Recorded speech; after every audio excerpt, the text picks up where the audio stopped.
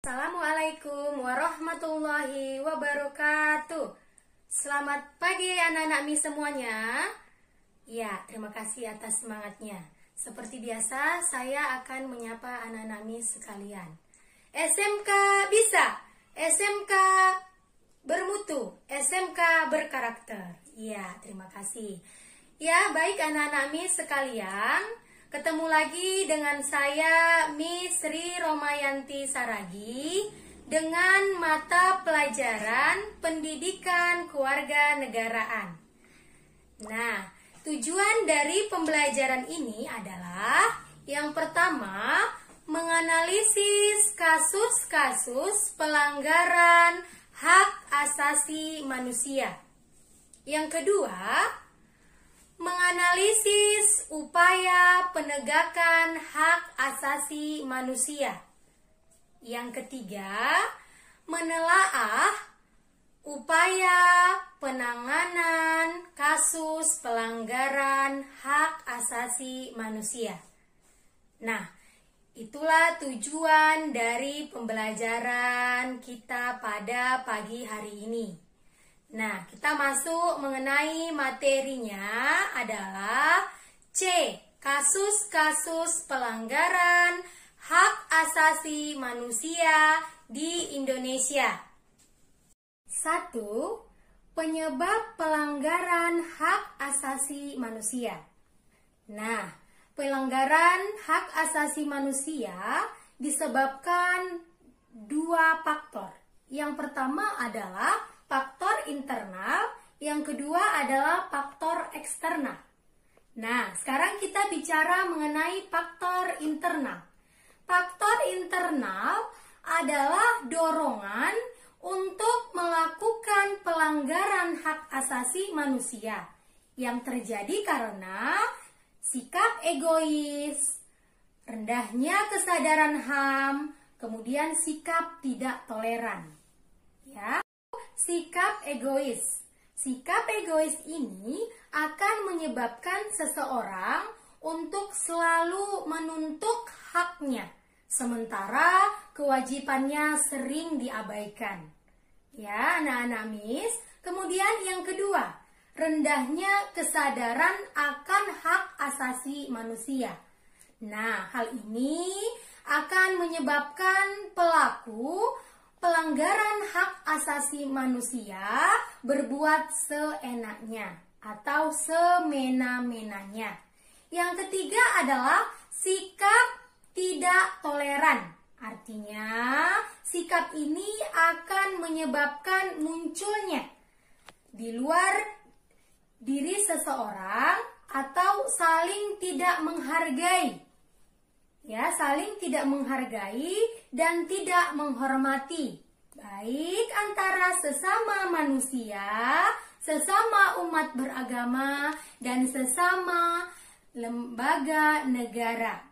Nah, kemudian kita bicara mengenai faktor eksternal.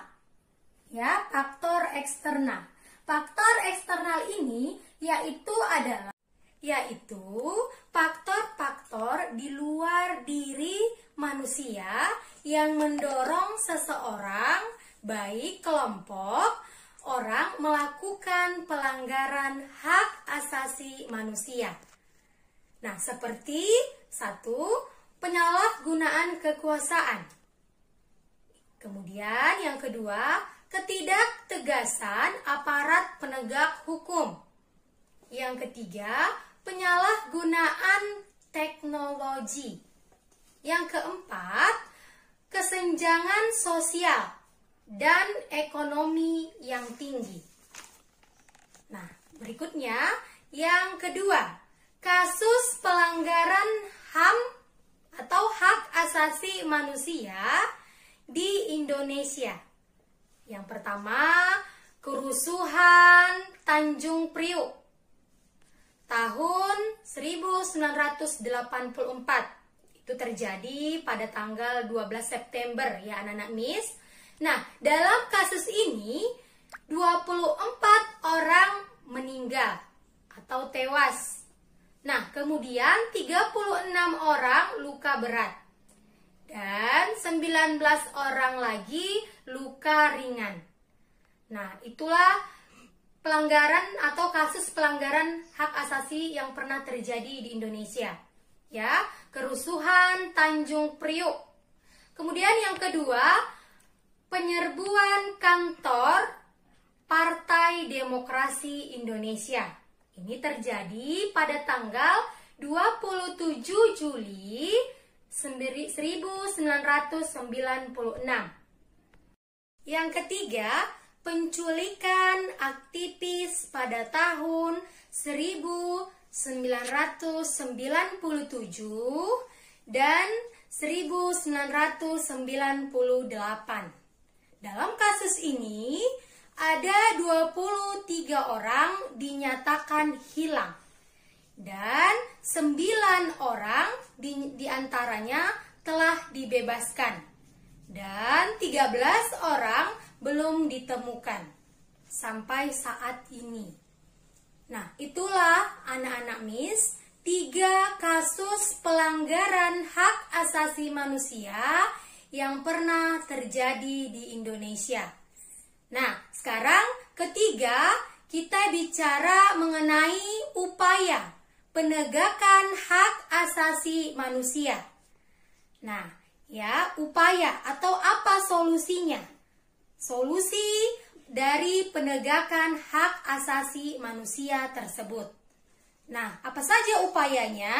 Yang pertama adalah pembentukan Komisi Nasional Hak Asasi Manusia atau sering disingkat sebagai Komnas HAM. Ya, Komnas HAM. Nah, yang kedua adalah pembentukan instrumen HAM, Hak Asasi Manusia. Yang ketiga, pembentukan Pengadilan Hak Asasi Manusia. Nah, baik anak-anak Miss sekalian, itulah tadi materi pembelajaran mata pelajaran pendidikan kewarganegaraan dengan materi kasus-kasus pelanggaran hak asasi manusia di Indonesia. Saya harapkan anak-anak Miss sekalian dapat memahami penjabaran materi tersebut. Nah, dari materi tersebut saya memberikan satu pertanyaan. Ya, Miss memberikan satu pertanyaan. Pertanyaannya adalah tuliskan 2 kasus pelanggaran hak asasi manusia yang kamu ketahui. Ya, anak-anak Miss, itu aja tugasnya pada materi hari ini. Saya ucapkan terima kasih. Selamat pagi. Assalamualaikum warahmatullahi wabarakatuh.